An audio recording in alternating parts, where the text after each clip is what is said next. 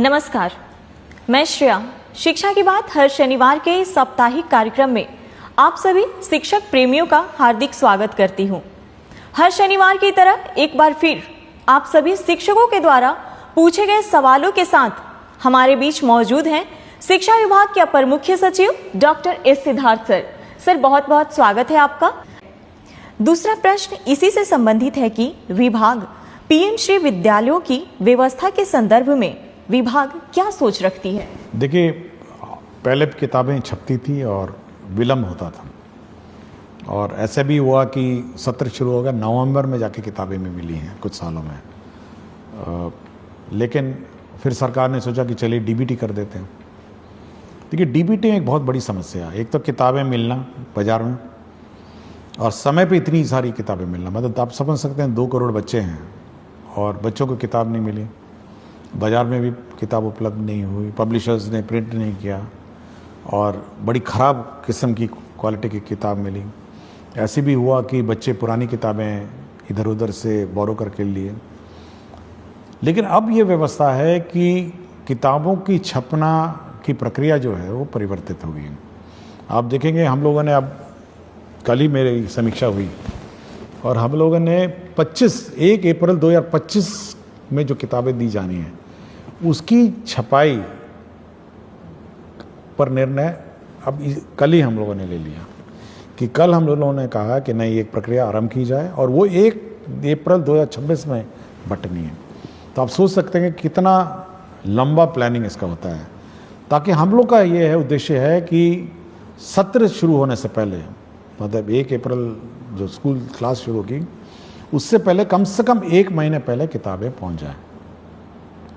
और इस बार चुनाव भी है बीच में, तो इसलिए हम लोगों ने जल्दी शुरू किया है कि किसी प्रकार का व्यवधान ना हो, समय पे किताबें छप जाएं, ताकि 1 अप्रैल 2026 में ये किताबें, नई किताबें मिल जाएं। और साथ ही साथ जो किताबों में परिवर्तन भी करना है, रिवीजन हर साल होता है, तो इस साल किताबों का रिवीजन भी शुरू हो गया है। और करीब हम लोग को लगता है कि सितंबर 1 से किताबें एक्चुअली प्रिंटिंग शुरू हो जाएगी और किताबें पहुंचने लग जाएंगी स्कूल में करीब जनवरी, फरवरी, मार्च में।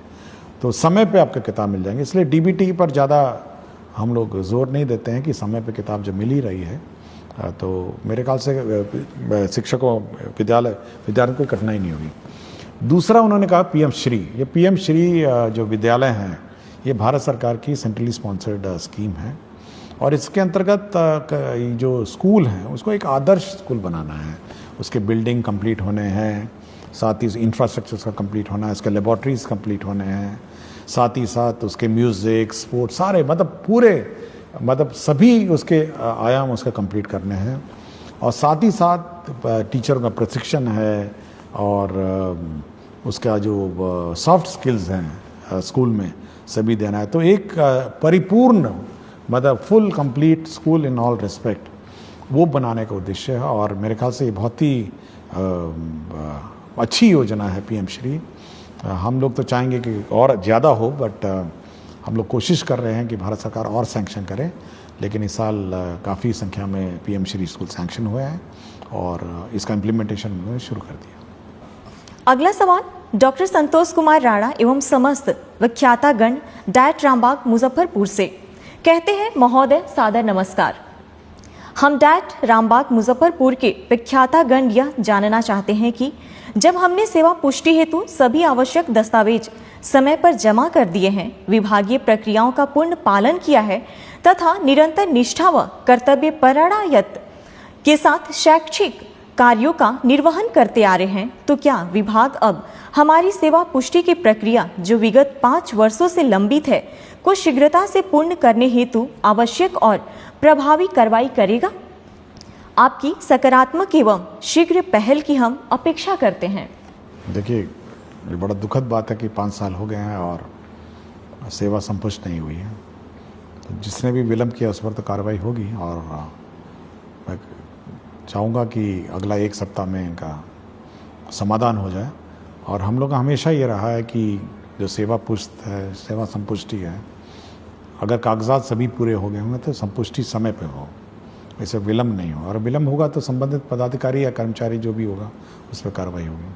तो कार्रवाई तो होगी, लेकिन काम भी हो जाना चाहिए और एक सप्ताह में इसको हम लोग करवा देंगे। अगला सवाल अनिल कुमार पांडे, माध्यमिक शिक्षक, उत्क्रमित माध्यमिक विद्यालय धुरलक समस्तीपुर से। माध्यमिक स्तर के गणित विषय को सुलभ व सरल बनाने की भविष्य में विभाग की कोई योजना है? जैसे गणित विषय के शिक्षकों का विशेष प्रशिक्षण, अभ्यास पुस्तिका का विभाग द्वारा बच्चों के लिए उपलब्धता, आधुनिक तकनीक के उपयोग की संभाव्यता या अन्य। देखिए, मैथ्स बहुत इम्पॉर्टेंट सब्जेक्ट है और मैं पिछले बहुत सारे एपिसोड में मैंने कहा है, हम लोगों ने पिछले बार 100 दिन वाला कैंपेन भी चलाया था कि 100 दिन केवल मैथ्स और रीडिंग की क्लासेस पहले क्लास और दूसरी रहेगी। हम लोगों ने एक FLN भी हम लोगों ने डेवलपमेंट प्रोसेस किया, बहुत सारे FLN किट्स भी डेवलप हुए और हम लोगों का है कि मैथ्स जैसे सब्जेक्ट है, बहुतों को कठिन भी लगता होगा, लेकिन FLN किट के माध्यम से उसको सरल बनाया जा सकता है और लर्निंग भी ईजी बनाई जा सकती है। और मैं पिछली बार जब ACRT में एग्जीबिशन में गया था तो बहुत अच्छे इनोवेटिव FLN किट्स भी थे जो मैथ्स से संबंधित थे, केवल मैथ्स से संबंधित थे। और मैं चाहूँगा ACRT इसको प्रचार प्रसार करे और टीचर्स का ट्रेनिंग दे और टीचर्स के ट्रेनिंग में कम से कम ये FLN किट्स कैसे मैथ्स पढ़ाए जाएं इस पर विशेष ध्यान दे। और साथ ही साथ ACRT में भी हम लोग इस बार जो टीचर्स ट्रेनिंग का जिस साल का सत्र है उसमें FLN और मैथ्स और रीडिंग एबिलिटीज़ बच्चों में कैसे डेवलप की जाए इस पर ट्रेनिंग पे हम लोग जोर देंगे। सर, अगला सवाल भूपेंद्र कुमार त्रिपाठी, मध्य विद्यालय कर्मा, गुरारू गया, BPSC TRE 2 द्वारा चयनित गणित विज्ञान का शिक्षक है। महोदय, आपका ये हर शनिवार का संवाद करना काफ़ी सराहनीय है और हमें आपसे जुड़ने और आपको सुनने का मौका मिलता है, जिससे पूरा शिक्षक समाज काफ़ी लाभान्वित होता है। महोदय, बिहार में ट्यूशन की वैल्यू इतनी ज़्यादा है कि बच्चे स्कूल ना आकर वहाँ जाते हैं और सबसे बड़ी विडंबना यह है कि सरकार को मालूम है कि काफ़ी सारे ट्यूशन टीचर स्कूल के समय में ही क्लासेस चलाते हैं। इस वजह से काफ़ी बच्चे स्कूल नहीं आते। इस पर सरकार कोई कार्यवाही क्यों नहीं कर रही है? मैं पिछले साल से अब तक कई बार गांव में जाकर और पेरेंट्स टीचर मीटिंग करके लोगों को समझा चुका हूं, परंतु अभी भी बहुत सारे बच्चे रेगुलर स्कूल नहीं आते हैं। इसके लिए सरकार क्या कदम उठाएगी? देखिए, पिछले एपिसोड में मैंने कहा था कि जो ट्यूशन है, स्कूल अवधि में कोई भी सरकारी स्कूल में नामांकित छात्र ट्यूशन में नहीं जाए और सरकारी शिक्षक उस अवधि में ट्यूशन में क्लासेस नहीं ले सकते हैं। यह पूर्ण रूप से प्रतिबंधित है और यह भी प्रतिबंधित है कि कोई भी सरकारी शिक्षक ट्यूशन नहीं पढ़ा सकते हैं, ये बिल्कुल प्रतिबंधित है। और यदि कोई शिक्षक जानबूझ के और इस मतलब जबरदस्ती या जानबूझ के इस रूल का उल्लंघन करता है कि मतलब वो सरकारी शिक्षक जो है वो किसी ट्यूशन क्लास मतलब ट्यूशन कोचिंग सेंटर में पढ़ाएगा, तब तो उसमें कार्रवाई हो जाएगी। उसका काम ये है कि जो हमारे स्टूडेंट हैं, सरकारी स्कूल में स्टूडेंट हैं, उनको पढ़ाएगा। यह बिल्कुल अलाउड नहीं है कि कोई भी सरकारी टीचर किसी कोचिंग सेंटर में पढ़ाएंगे। ये मैं बिल्कुल स्पष्ट कर दिया हूँ और इस संबंध में हम लोग स्पष्ट निर्देश भी देंगे और कोई कंप्लेंट आएगा तो उस पर तो कार्रवाई हो जाएगी, क्योंकि यह हम लोग नहीं चाहते हैं कि एक कोई स्टूडेंट मतलब यह देखे कि अपना टीचर ही जब चला गया ट्यूशन पढ़ाने तो वो भी चला जाएगा, नहीं, स्वाभाविक है। तो यह पब्लिक को भी अलर्ट होना है और बाकी टीचर्स को भी अलर्ट होना है कि किसी भी परिस्थिति में सरकारी शिक्षक ट्यूशन नहीं पढ़ाएंगे और सरकारी स्कूल में जो नामांकित छात्र हैं वह ट्यूशन सेंटर में नहीं जाएंगे ट्यूशन अवधि में, मतलब सॉरी जो स्कूल अवधि में। स्कूल का अवधि के बाद वो अपना ट्यूशन जहाँ लेना लें और प्राइवेट टीचर अपना जो पढ़ाना पढ़ाएं, वो हमको कोई आपत्ति नहीं। लेकिन ये बिल्कुल बहुत ही स्पष्ट है और हम लोग biometric attendance, photo based attendance शुरू करने वाले हैं स्टूडेंट्स का भी। तो जल्दी जैसे लौटेंगे अपने समर वेकेशन से तो स्टूडेंट्स का बायोमेट्रिक अटेंडेंस भी हम लोग कंपलसरी कर देंगे। तो यह हम लोग यह टॉलरेट नहीं करेंगे कि स्टूडेंट्स क्लास मिस करें, क्लास से गायब रहें अन्यथा कहीं घूम रहे होंगे। ये बायोमेट्रिक अटेंडेंस स्टूडेंट्स का भी हम लोग समर वेकेशन के बाद शुरू कर देंगे। सर अगला सवाल है। नमस्कार एसीएस सर, मैं राशिद आलम यूएमएस भीमाइन खैरा जमुई में उर्दू टीचर के रूप में कार्यरत हूँ। सर मेरे स्कूल में उर्दू के स्टूडेंट हैं, उर्दू में पढ़ाई भी होती है, लेकिन एग्ज़ाम के क्वेश्चन पेपर उर्दू सब्जेक्ट का नहीं आता है। मजबूरन संस्कृत सब्जेक्ट का एग्ज़ाम लेना पड़ता है। कृपया इसका सॉल्यूशन कीजिए। नहीं, ये बिल्कुल गलत है और मैं ये चेक करूँगा कि उर्दू का पेपर क्यों नहीं गया। उर्दू का अगर पढ़ाया जाता है तो उर्दू का पेपर जाना चाहिए, संस्कृत का पढ़ाया जाता है तो संस्कृत जाना चाहिए। ये बिल्कुल गलत है कि उर्दू पढ़ के संस्कृत लिखेगा या संस्कृत पढ़ के उर्दू है, नहीं, ये गलत, बिल्कुल गलत। और जहाँ पर भी लापरवाही हुई है मैं इसको चेक करूँ। सर अगला सवाल नरेश कुमार निराला जिलाधिकारी से पुरस्कृत विशिष्ट शिक्षक आदर्श प्राथमिक विद्यालय केवला से। कहते हैं, जी नमस्कार सर, शिक्षा की बात शनिवार मेरा प्रश्न है कि वर्ष 2007 में हजारों नवसृजित प्राथमिक विद्यालय खोला गया और सैकड़ों प्राथमिक को उत्क्रमित कर मध्य विद्यालय बनाया गया, जो काफ़ी सराहनीय कार्य रहा। अभी भी बहुत से ऐसे पंचायत है जहां नवसृजित प्राथमिक विद्यालय खोलने की अति आवश्यकता है और ऐसे कुछ प्राथमिक विद्यालय भी हैं जिसे उत्क्रमित कर मध्य विद्यालय बनाने की जरूरत है। कई ऐसे उच्च माध्यमिक विद्यालय 7 वर्ष पूर्व बनकर तैयार है, लेकिन अभी भी उस भवन में कक्षाएं संचालित नहीं हो रही है। जैसे सुपौल जिला के छातापुर प्रखंड के उत्क्रमित उच्च माध्यमिक +2 विद्यालय भीमपुर का 3 मंजिला भवन जो लगभग 7 वर्ष पूर्व बनकर तैयार है, लेकिन आज भी उसमें पढ़ाई नहीं हो रही है। सरकार और विभाग नए प्राइमरी स्कूल खोलने और कुछ प्राइमरी स्कूल को मध्य विद्यालय में उत्क्रमित करने और भवन बने उच्च माध्यमिक विद्यालय में कक्षा संचालित करने पर क्या विचार रखती है?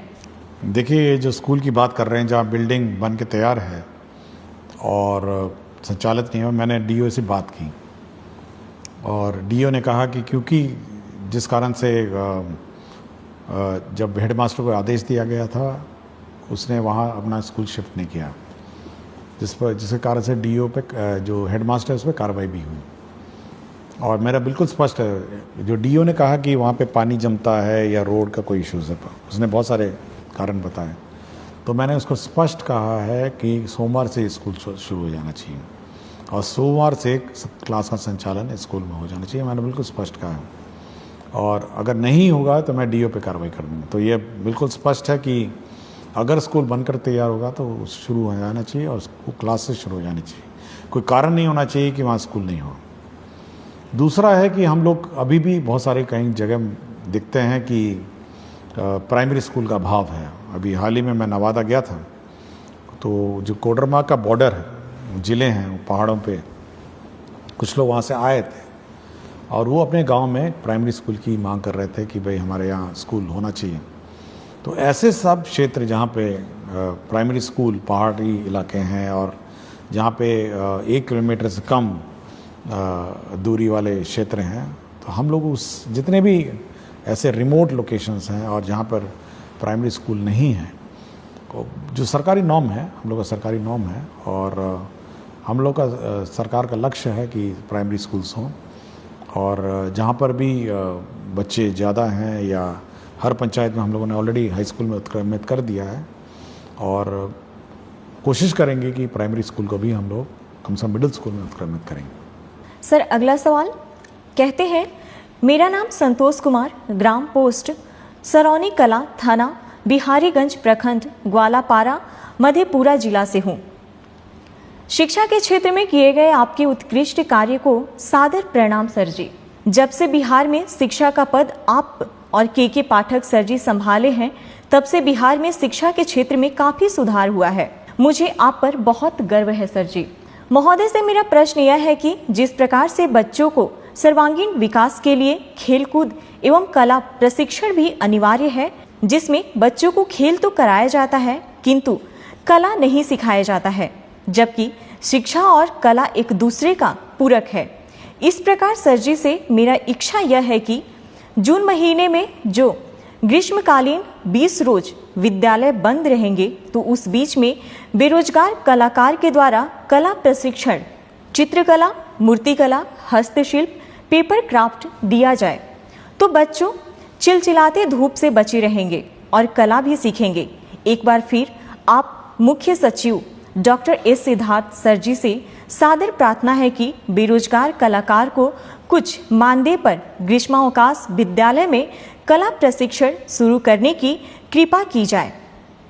पूरा ईमानदारी के साथ प्रशिक्षण देंगे। इस मानदेय से हम जैसे गरीब कलाकार की आगे पढ़ाई जारी रह सके। मेरे घर की जिम्मेदारी मेरे ऊपर है। मेरे पिताजी पैर से विकलांग हैं। मेरा इच्छा है कि हम ललित कला शिक्षक बने। नहीं, सुझाव तो बहुत अच्छा है और स्कूलों में संपर्क कैंप टीचर्स तो सब छुट्टी पे चले जाएंगे और जैसे कि मैंने कहा कि सभी लोग अपना ग्रीष्म अवकाश में जाएंगे, लेकिन इस प्रकार के जो स्थानीय लोकल कलाकार हैं समर कैंप्स ज़रूर चला सकते हैं गांव में। और हम लोग कुछ प्लान आउट करते हैं कि हम लोगों ने कुछ एनजीओस को भी कहा है समर कैंप्स चलाने को और एक व्यवस्था विकसित करते हैं कि बाकी गांव में भी कला, म्यूज़िक, डांस और स्पोर्ट्स का समर कैंप्स चले और आर्ट और क्राफ्ट का भी कुछ कोशिश करते हैं। लेकिन आइडिया अच्छा है और सुझाव अच्छा है, इस पर मैं कुछ वर्कआउट करता हूँ। एक सवाल है सर, नमस्ते। मैं शशिकांत कुमार प्राथमिक विद्यालय ताती टोला बभन गामा जिला खगड़िया से में 2014 से शिक्षक के रूप में कार्यरत हूँ। मुझे समाज सेवा करना अच्छा लगता है। सरकार के द्वारा किसी प्रकार की योजना सरजमी तक लाना एक कठिन परिश्रम है। बदलते समय में हर व्यक्ति अपने निजी स्वार्थ के कारण सरकार के द्वारा महत्वाकांक्षी योजना को लोगों तक नहीं पहुंचा पाते हैं। सर, अब मैं राष्ट्रीय शिक्षा नीति 2020 में प्रथम कक्षा से नीचे 2 कक्षा का संचालन करने की चर्चा है, जिसमें आंगनबाड़ी प्रत्येक वार्ड में संचालित किया जाता है और आंगनबाड़ी में 2 महिला स्टाफ सेविका और सहायिका होते हैं। छोटे बच्चों का प्रथम स्कूल आंगनबाड़ी ही होते हैं, परंतु मध्यम वर्ग के बच्चे प्ले स्कूल जाते हैं। आंगनबाड़ी में 2 महिला स्टाफ, सेविका और सहायिका का कार्य।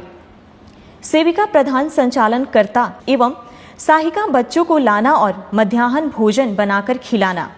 सेविका द्वारा 16 से 20 पंजी का संधारण करना होता है। स्टाफ उपस्थिति पंजी, अन्नप्राशन पंजी, गोद भराई पंजी, भंडार पंजी, टीकाकरण पंजी, सामाजिक बैठक पंजी, दूध वितरण पंजी, राशन वितरण पंजी, बालबाड़ी बच्चा उपस्थिति पंजी, विवाह पंजी, विवाह, मृत्यु एवं जन्म पंजी, महिला मंडल बैठक पंजी, सर्वे पंजी, निरीक्षण पंजी, वजन पंजी, मुख्यमंत्री कल्याण कन्या उत्थान योजना पंजी, प्रधानमंत्री मातृ वंदना योजना पंजी, जिसमें सेविका क्या क्या करे। सरकार की शिक्षा और पहल में जन्म के बाद 3 से 6 साल में के बच्चों को बालबाड़ी में शिक्षा दी जाती है, जिसमें शैक्षणिक गतिविधि के लिए स्टाफ की कमी है। सर, मेरा ध्यान शिक्षा सेवा की ओर है। वह अपने टोला से या विद्यालय के पोषक क्षेत्र के टोला से बच्चों को स्कूल तक पहुंचाना और पोषक क्षेत्र में बच्चों को ट्यूशन पढ़ाने का दायित्व है, जिसमें यह मेरा मानना है कि सर की टोला सेवक या शिक्षा सेवक को आंगनबाड़ी में बालबाड़ी के बच्चों को पढ़ाने के लिए एक प्रावधान लाने की आवश्यकता है, क्योंकि सर एक सरकार की योजना को मैं समझना चाहता रहा हूं कि एक वार्ड में प्रायः एक आंगनबाड़ी होते हैं। प्रत्येक वार्ड में 80 से 100 बच्चे रहते हैं, परंतु आंगनबाड़ी में बालबाड़ी में 40 बच्चों का नामांकन किया जाता है। शेष बच्चे इधर उधर रह जाते हैं, जिस कारण जब वह बच्चा 6 वर्ष का हो जाता है तो उसे पढ़ना और विद्यालय जाना अच्छा नहीं लगता है। सर, अंत में मैं यह कहना चाहता हूं कि वर्तमान समय में सरकारी विद्यालय में शिक्षक की उपस्थिति ठीक ठाक हो गई है और शिक्षक सेवक को बालबाड़ी में बच्चों को पढ़ाने के लिए समय का प्रावधान लाना चाहिए। देखिए, ये ज़रूर जो सुझाव करता है, उन्होंने आंगनबाड़ी में जितने प्रतिवेदन और प्रपत्र भरने पड़ते हैं, मैं भी बड़ा आश्चर्य हुआ कि इतनी रिपोर्ट्स और कागजात किसी आंगनबाड़ी सेविका को भरने पड़ते हैं। ये बड़ा मैं भी बहुत आश्चर्य रहा और बहुत अच्छा उन्होंने जानकारी दी। हम लोग का ये जो कार्यक्रम है उसमें ये है कि जितने भी हम लोग आंगनवाड़ी के बच्चे हैं वो तो आंगनवाड़ी में पढ़ते हैं, 40 बच्चे जैसे कहा, और बाकी बच्चों को प्री स्कूल के रूप में जो प्राइमरी स्कूल है उसमें रखने का प्रावधान है। और हम लोग ने शुरू ही किया अभी कि जितने भी नॉन आंगनवाड़ी, जो आंगनवाड़ी में बच्चे नहीं हैं, उनको प्ले स्कूल के रूप में प्राइमरी स्कूल में रखा जाए, और जिसको कहते हैं प्री प्राइमरी, और उसमें रखने के बाद 2 साल रखने के बाद फिर वो बच्चे अपना स्कूल में आ जाएंगे। तो ये व्यवस्था करने के लिए हम लोगों ने कार्यक्रम बनाया और ऑलरेडी हम लोग बहुत स्कूल में शुरू कर चुके हैं। और मैं ज़रूर इसका रिव्यू करूँगा कि सभी प्राइमरी स्कूल्स में प्री प्राइमरी क्लासेस भी हों जहाँ पे ये सब बच्चे रहें, और साथ ही साथ आंगनवाड़ी में तो है ही हैं बच्चे। तो ये रिव्यू करूँगा। और ये अच्छा सुझाव था कि जो टोला सेवक हैं, तालीमी मरकज़ हैं और अन्य जो साधन सेवी सब हैं, तो ये सब इसमें सहयोग कर सकेंगे, और बच्चे कम से कम प्राइमरी स्कूल से पहले 2 साल पहले ही स्कूल में कम से कम 1 घंटा आएँ और बैठें और जाएँ। ये व्यवस्था हम लोग लागू करें। बहुत बहुत शुक्रिया सर। अगला सवाल एक शिक्षिका प्रखंड पोठिया किशनगंज से हैं। महोदय, मैं 14 वर्षों से प्रभार में हूँ। आए दिन बच्चों की उपस्थिति बढ़ाने के लिए नए नए नवाचार करती रहती हूँ, परंतु सहायक शिक्षकों द्वारा विद्यालय में कभी उपस्थिति को लेकर गंभीरता नहीं दिखाई देती है। क्या बच्चों के उपस्थिति की जिम्मेदार केवल प्रधान शिक्षकों की है? क्या ड्रॉप आउट हुए बच्चों को विद्यालय से जोड़ने में वर्ग शिक्षकों की कोई भूमिका नहीं? देखिए, जैसे कि कहा है कि हम लोगों ने हर क्लास के लिए क्लास टीचर अपॉइंट करने को कहा है, और उस क्लास टीचर की जवाबदेही है कि उसके जो बच्चे हैं वो सभी स्कूल आएँ और मॉनिटर उसको करना है। ये प्रधान अध्यापक का काम नहीं। प्रधान अध्यापक का काम है कि भाई वो इकट्ठा करेंगे आंकड़े, लेकिन हर क्लास का अपना इंडिविजुअल क्लास टीचर है और उसको मॉनिटर करना है कि कौन बच्चा आया, कौन बच्चा नहीं आया, और ये उसका काम है। ये नहीं कह सकता कि भाई प्रधान अध्यापक जाने कि कौन सा बच्चा आ रहा है, जा रहा है।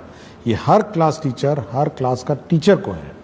और यह भी हम लोगों ने कहा है कि उसी का काम है मिड डे मील उसको खिलाना, उसी का काम है कि वो मिड डे मील खाया नहीं खाया, अटेंडेंस चेक करना, अटेंडेंस दस्तखत करना, तो सारा काम उसी का है। तो हर क्लास का क्लास टीचर को अपनी जवाबदेही निर्धारित है और उसकी रिस्पॉन्सिबिलिटी। अगला सवाल सर, मैं सुहानी कुमारी वर्ग 7वीं कन्या मध्य विद्यालय अमला टोला में पढ़ती हूँ, लेकिन मुझे अभी तक पुस्तक नहीं मिला है। अब तो कुछ दिनों में गर्मी की छुट्टी होने वाली है। समझ नहीं आ रहा है कि बच्चे बिना पुस्तक के कैसे पढ़ेंगे। सिद्धार्थ सर से मेरी विनती है कि हम बच्चों को जल्द से जल्द पुस्तक प्राप्त करवाएं। देखिए, मुझे जब प्रश्न आया था तो मैंने टेक्स्ट बुक कॉर्पोरेशन में बात की और डीओ पटना से भी बात की, और देखिए समय पे किताब हम लोगों को उपलब्ध कराना था। क्यों नहीं हुआ ये मैं एक बार चेक करूँगा, लेकिन जहाँ तक आवेदिका का है तो ये मंडे को ये किताब इनको मिल जाएगी। लेकिन ये रिव्यू करूँगा कि समर वेकेशन से पहले कम से कम सारे बच्चों को किताब मिल जाए, ताकि समर वेकेशन में जो भी जिसको समय मिले अपना बैठ के अपना पढ़े। और ये घटना होनी नहीं चाहिए थी, बट मंडे को इसको किताब मिल जाएगी। लेकिन कोशिश करेंगे कि अब ये डिले नहीं हो। सर, आज का आखिरी सवाल। सर, लाइब्रेरियन की वैकेंसी कब तक आएगी? कृपया इस पर संज्ञान लें। आपकी विश्वासी। हम लोग अभी कैलकुलेशन कर रहे हैं इस पर, हम लोग देख रहे हैं कि क्या वैकेंसीज हैं और क्या है। एक बार देख लेंगे, उसके बाद इस पर निर्णय करेंगे। बहुत बहुत धन्यवाद सर।